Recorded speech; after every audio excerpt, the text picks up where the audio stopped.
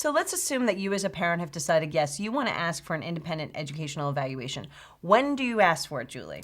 Well, you usually want to ask for an independent educational evaluation after you have disagreed with the district's evaluation, and then it's at that IEP team meeting that you want to say, I disagree with that evaluation and I'm asking for an independent educational evaluation. And that's where it usually happens. Usually you're reviewing the school district's testing at that IEP meeting and you're saying, I don't agree. That's usually where it happens, but it doesn't have to happen there. And the law doesn't say that's where it has to occur. It doesn't even say that the independent educational evaluation request has to happen at an IEP team meeting. You as a parent could send an email, a letter, pick up the phone and call and say, I am asking for an independent educational evaluation. And the thing about that is this, Julie.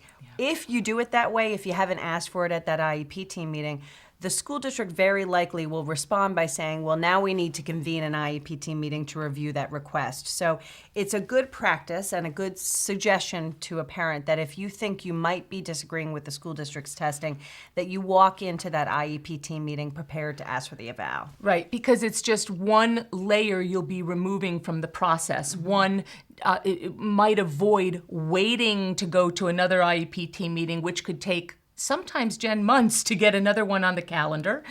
So it's one less layer if you ask for it right at the IEP team meeting. And the whole law surrounding independent evaluations does focus on not delaying the process. So we don't want to give you the impression that the school district is supposed to or can just keep delaying, which sadly happens even inadvertently in some circumstances. But what you need to just be prepared for is that if you can request it at the IEP team meeting, that is preferable. And you know, here's a really good tip. So that you are prepared to disagree with it, if in fact that's the way you feel about the evaluation, make sure that you've asked for all the evaluations to be presented to you prior to the IEP team meeting. So you've had enough time to digest them, to understand them, because it's very hard to get an evaluation in front of you for the very first time, right at that meeting, and then go, oh wow, I'm going to disagree with this. Well, yeah, and what happens a lot of the time is parents go home from the meeting